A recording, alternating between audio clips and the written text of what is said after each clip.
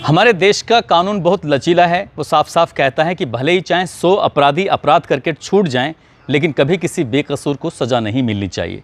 शायद इसी बात का फ़ायदा उठाते हुए अपराधी अपराध करते रहते हैं और वो सज़ा पाते भी नहीं हैं और ऐसे ही बचकर निकलते चले जाते हैं, या फिर कानून के लचीलेपन का फ़ायदा उठाकर अपील पर अपील करते चले जाते हैं। आज की जो कहानी मैं आपको सुनाने जा रहा हूँ, इस कहानी में भी कुछ ऐसा ही होता है।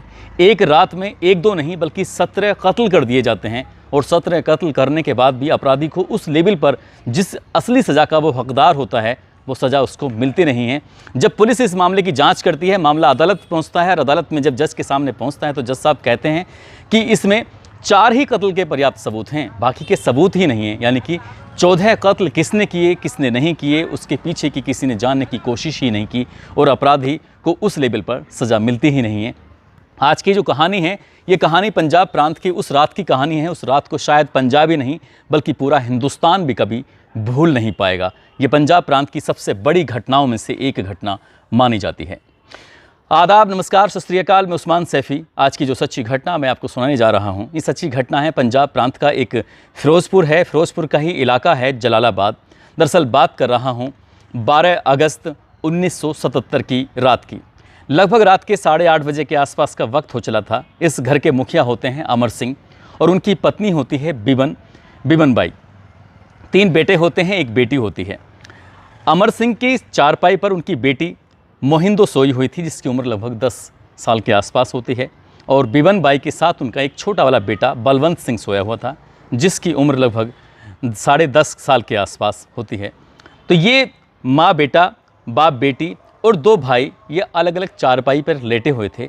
रात की जब 8:30 बजे के आसपास का वक्त हो चला था तो इसी बीच में कुत्तों के भौंकने की आवाज़ बहुत तेज़ी के साथ आ रही थी और अमर सिंह की आंखें खुल जाती हैं कि अभी उस सही से वो लेटा भी नहीं था कि गली में कुत्ते इतनी ज़ोर से भौंक रहे थे कि उसके भौंकने की आवाज़ सुन के वो जाग जाता है। अपनी खाट से उठता है, उठने के बाद रसोई में जाता है और पानी पीने लगता है और इसी बीच में बहुत तेज़ी के साथ दरवाज़ा खुलता है और जैसे ही दरवाज़ा खुला था वहीं पास में ही सरकंडे की लकड़ियाँ रखी हुई थी। सरकंडा मतलब कि जिनके मूढ़े बनाए जाते हैं, जिस पर आप लोग बैठते हैं, हम लोग बैठते हैं, मूढ़े उसी की लकड़ियों के बीच में वो जाकर छुप जाता है और छुपने के बाद देखता है कि लगातार एक के बाद एक गोलियां चलनी शुरू हो जाती हैं। सबसे पहले गोली लगती है बिबन बाई को और उसकी चारपाई पर लेटा हुआ उसका बेटा बलवंत सिंह, उसको भी गोली लग जाती है। माँ और बेटे दोनों मर जाते हैं। बेटी मोहिंदो जाग जाती है और वो जाकर चारपाई के नीचे बैठ जाती है, छुप जाती है और इसके बाद लगातार गोलियां चलनी शुरू हो जाती हैं। जो बड़ा बेटा है गुरुचरण सिंह और दूसरा जगतार सिंह, उनको भी गोलियां लगती हैं और इसी जब मौका मिलता है तो जो अपराधी थे, जो लोग थे, वो तुरंत ही अपने हाथों में जो धारदार हथियार थे उससे भी लगातार हमले कर रहे थे और अमर सिंह इस दृश्य को, इस खतरनाक दृश्य को अपनी आंखों से देख रहा था। चाहकर भी वो कुछ कहने की या करने की स्थिति में नहीं था क्योंकि वो लोग लगभग 7 लोग बताए जा रहे थे। उसमें कई के हाथों में हथियार थे, कई के हाथों में धारदार हथियार थे। अब लगातार गोली चल रही थी। ये यहाँ का जो तांडव था, यहाँ का जो नज़ारा था, ये कोई देखने की स्थिति में नहीं था। चीख पुकारने के लिए कोई इस घर में बचा नहीं था। जो बचे थे, बेटी वो छुपी हुई थी, साथ ही बाप वो भी अपनी जान बचाने के लिए छुप गया था। अब यहाँ से ये लोग निकलते हैं, इनके हाथों में हथियार जो होते हैं। यहाँ से निकलने के बाद सीधे सोबाया राय एक जगह होती है, वहाँ केहर सिंह के घर में घुस जाते हैं और केहर सिंह के घर में घुसने में पहुँचने में लग जाता है। उन्हें लगभग 9:30 बजे के आसपास का वक्त हो चला था।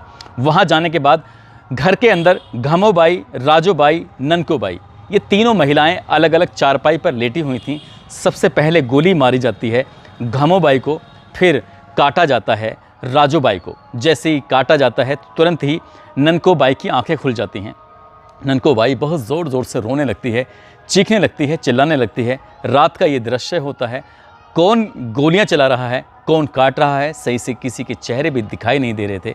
तभी ननकोबाई चीखते चिल्लाते गिड़गिड़ाते हुए हम माफ़ी मांगती है, कहती है कि हमसे कोई गलती हो गई हो तो माफ़ कर दो, लेकिन तुम इस तरह से हमें मत मारो। जबकि उसी के घर में घमोबाई और राजोबाई मर चुकी हैं क्योंकि उनकी जो गोलियां लग चुकी थी, उनको जो काटा पीटा गया था उसकी वजह से। और ननकोबाई बार बार रिक्वेस्ट कर रही है, हाथ पैर जोड़ रही है और अपनी आवाज़ से उन लोगों को ये कहने की कोशिश कर रही है कि तुम हमला हम पर मत करो, हमसे कोई गलती हो गई है तो माफ़ करो। ये हमला करने वाले घर से निकलते हैं और घर से निकलने के बाद जैसे ही कुछ दूरी पर जा रहे थे, कुछ दूरी से जाकर फिर वापस लौट कर आते हैं और आने के बाद फिर से राइफल की गोली जब इस ननको बाई को मारी जाती है तो ननको बाई की चीख निकल जाती है, लेकिन वो गनीमत रही कि गोली उसको ना लगकर उसके बैल की जाकर टांग में लग जाती है, वो बच जाती है। और ये अपनी कहानी अगले ही दिन लोगों को बताती है। पहली कहानी अमर सिंह होता है, उसकी बेटी होती हैं, वो बच जाते हैं, वो भी अपनी कहानी अगले दिन बताते हैं। लेकिन अभी रात थी, अभी रात जितनी आगे आगे बढ़ रही थी उतना उतना मंजर उतना भयानक होता चला जा रहा था। यहीं से ही चंद कदमों की दूरी पर लगभग पहले घर में 9:30 बजे के आसपास जाते हैं, दूसरे घर में लगभग 10 बजे के आसपास जाते हैं। दूसरा घर होता है उसी पहले वाले घर के बराबर में जो केहर सिंह का घर मैंने आपको बताया था, विशन सिंह के घर में जाते हैं। और वहाँ जाने के बाद देखते हैं कि घर के आंगन में जो चारपाई पड़ी हुई थी, विशन सिंह, उसकी पत्नी पारोबाई, उसका बेटा बलवीर और घर के बाहर एक हाकम सिंह नाम का व्यक्ति होता है जो लेटा हुआ था। घर का दरवाज़ा बहुत तेज़ी के साथ खुलता है और खुलने के बाद सबसे पहले गोली मारी जाती है विशन सिंह को, फिर उसकी पत्नी होती है पारोबाई को गोली मारी जाती है। तीसरे नंबर पर उसका बेटा होता है, विरोध करता है तो उसको भी काट दिया जाता है। और जब घर से निकल रहे थे तीसरा भी सीन कुछ ऐसे ही होता है जैसे क्या ननको बाई के साथ हुआ था। यहाँ हाकम सिंह जो घर के बाहर लेटा हुआ है चारपाई पर, वो रोते हुए गिड़गिड़ाते हुए रहम की भीख मांगता है। वो कहता है कि मेरी कोई गलती नहीं है, मैं तो इनका रिश्तेदार हूँ, मैं तो दूर से आया हूँ, मुझे क्यों मार रहे हो। लेकिन वो उस पर भी गोली चला जाते हैं और गोली चलाने के बाद उसको गोली लगती ज़रूर है लेकिन वो गोली से मरता नहीं है बल्कि घायल हो जाता है। अब यहाँ पर 3 लोग, विशन सिंह, उसकी पत्नी, उसका बेटा, ये 3 मारे जाते हैं। पहली घटना में 4 लोग मारे जाते हैं, दूसरी घटना में 2 लोग मारे जाते हैं, तीसरी घटना में 3 लोग मारे जाते हैं। और हत्यारे अभी यहीं पर शांत नहीं हुए थे। हत्यारे यहाँ से एक गांव लगता है मामू जोया गांव, जो कुछ ही दूरी पर, कुछ ही किलोमीटर की दूरी पर था। रात में ये लोग पहुँच जाते हैं, लगभग 12:30 बजे के आसपास का या 11 बजे के आसपास का वक्त रहा होगा। यहाँ जाते हैं बंजर सिंह के घर में और बंजर सिंह के घर में जाने के बाद देखते हैं कि घर में 3 सदस्य हैं। बंजर सिंह है, उसका पोता है सतनाम सिंह जिसकी उम्र 16 साल के आसपास है, एक महिला है सब्बन सिंह, ये तीनों ही इस घर के अंदर हैं। जैसे ही ये घर में अंदर प्रवेश करते हैं तो ये महिला छत के रात से कूद कर भाग जाती है, लेकिन बुज़ुर्ग आदमी भाग नहीं पाता, उसके पोते को भी भागने का मौका नहीं मिल पाता, उसको भी गोलियों से छलनी कर दिया जाता है। साथ ही जो उनके पास धारदार हथियार होते हैं उनसे भी इनको काट दिया जाता है। यहाँ से अब और आगे चलते हैं। आगे चलने के बाद रात के लगभग 12:30 बजे के आसपास का या 1:45 बजे के आसपास का वक्त हो चला था। कामरे वाला गांव एक लगता है, कामरे वाले गांव में जो पहुंचते हैं, जब सबसे पहले जो गांव में गए थे, जिस गांव की अगर हम बात करें, अल्लाह ही बख्श बदला, उसका जो आदमी होता है जो बच जाता है अमर सिंह, उस अमर सिंह का ही ये अपना भाई होता है मोहिंदर सिंह, जो कि कामरे वाला गांव में रहता था। यहाँ जाते हैं, उसकी 32 साल के आसपास की उम्र थी। वो भी अपने घर के आंगन में लेटा हुआ था, सोया हुआ था, शायद आराम कर रहा था, क्योंकि हर कोई रात को सोने के बाद आराम ही तो करता है। लेकिन कातिल जो आते हैं बड़ी संख्या में होते हैं, जिनकी संख्या बताई जाती थी 10-12 के आसपास, वो इस घर में जाते हैं और इस व्यक्ति को कुछ सोचने का अवसर भी नहीं मिलता, मौका भी नहीं मिलता, और मोहिंदर सिंह को भी गोलियों से छलनी कर दिया जाता है।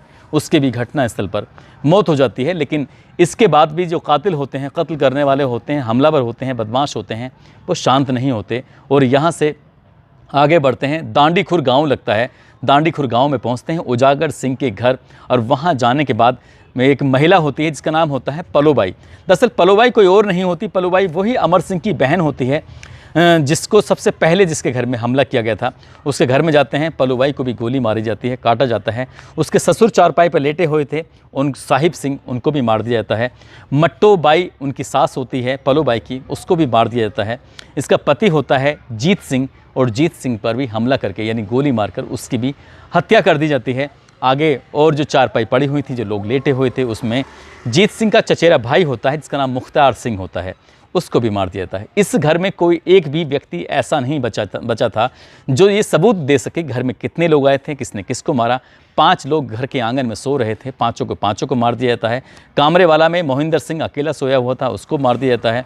साथ ही ये जो 2-3 हत्याएं होती हैं, उसमें 2-3 लोग घायल हो जाते हैं और वो अगले दिन जाकर ये कहानी बताते हैं कि आखिरकार हमला किसने किया था। हमले के बारे में पता चलता है कि मच्छी सिंह नाम का एक व्यक्ति है और मच्छी सिंह के साथ उसके कई साथी होते हैं जिनके हाथों में हथियार थे, जिनके हाथों में धारदार हथियार थे, जैसे तलवार बताई जा रही थी और चाकू वगैरह बताए जा रहे थे। उनके साथ वो उन्होंने घर पर हमला बोला था। लेकिन इसके बारे में जब पुलिस ने या इन परिवार वालों ने जब FIR दर्ज कराई तो उनसे पता चलता है कि अमर सिंह और उसकी बहन जो प्यारो थी, इनका झगड़ा चल रहा था मच्छी सिंह से और मच्छी सिंह अपने उस बदले को लेना चाहता था। दरअसल मच्छी सिंह के परिवार वालों ने ही एक और कत्ल किया था अमर सिंह के परिवार वालों का, और वो मामला कोर्ट में लगातार विचाराधीन चल रहा था। उसी मामले में ये लगातार समझौते के लिए दबाव बनाया जा रहा था, बहन और भाई को प्रेशर किया जा रहा था कि इस मामले को ख़त्म करो, ख़त्म नहीं करोगे तो तुम्हें ख़त्म कर दिया जाएगा, और तुम्हें नहीं बल्कि तुम्हारे परिवार को, तुम्हारे ख़ानदान को भी ख़त्म कर दिया जाएगा।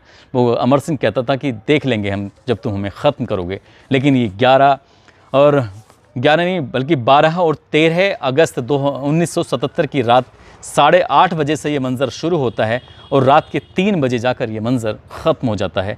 एक नहीं, दो नहीं, बल्कि 17 कत्ल कर दिए जाते हैं। 17 कत्ल करने के बाद FIR दर्ज की जाती है। मामला कोर्ट पहुंचता है। निचली अदालत में जाने के बाद इनको फांसी की सज़ा सुनाई जाती है। 4 को फांसी की सज़ा सुनाई जाती है, 9 को आजीवन कारावास की सज़ा सुनाई जाती है। इसके बाद इनको मौका मिलता है, अपील मिलती है करने के लिए। हाई कोर्ट, सुप्रीम कोर्ट, राष्ट्रपति, दुनिया भर की जगह ये अपील करते चले जाते हैं। लगभग 1-2 नहीं बल्कि 14 बार अपील की जाती हैं और आखिर में आकर ये पता चलता है कि शुरुआत में बीबन बाई, उसका बेटा गुरुचरण, जगतार सिंह, बलवंत सिंह, इनकी जो कत्ल हुए हैं, इनके चश्मदीद गवाह जो थे, उनकी बेटी मोहिंदो और उसका पति महिला का अमर सिंह, जिन्होंने अपनी आंखों से ये सब कुछ होते हुए देखा था। उनके घर में एक लालटेन टंग रही थी। लालटेन से जो उजाला हो रहा था उससे मच्छी सिंह का चेहरा साफ दिखाई दे रहा था। उसके जो साथी थे उनका चेहरा साफ दिखाई दे रहा था। इसलिए उस मामले में तो सज़ा होती है, बाकी मामलों का पता ही नहीं चल पाता, किसने किसको मारा, किसने किसको नहीं मारा, कत्ल क्यों हुए थे, क्यों नहीं हुए थे। लंबे समय तक मामला चलता रहता है और जैसे जैसे कोर्ट में मामला डिले होता चला जाता है उसके प्रति अब अपराधियों का तो हौसले बुलंद होते चले जाते हैं, लेकिन परिवार के हौसले पूरी तरह से टूट जाते हैं। शायद इस कहानी में भी कुछ ऐसे ही होता है। ये पंजाब प्रांत की सबसे भयानक कहानी है। इस कहानी में 1-2 नहीं 17 लोगों का जो कत्ल हो जाता है।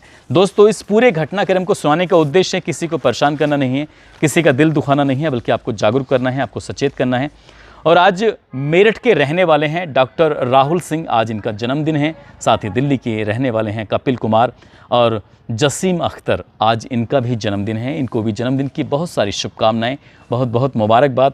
साथ ही कुछ लोगों ने नाम लेने की अपील की थी, जिसमें अकबर अली हैं, रवि गुप्ता, अमजद खान, रहमत अली, विपिन कुमार, लबीना सिंह, रमेश पुरोहित, विनोद कुमार, सलमान मलिक, शमशाद अंसारी, मोहम्मद आरिफ, अजय कुमार, सोनू, मृत्युंजय दुबे, इन लोगों ने नाम लेने की अपील की थी। आप सब लोग अपना ख्याल रखें, सुरक्षित रहें। जय हिंद, जय भारत।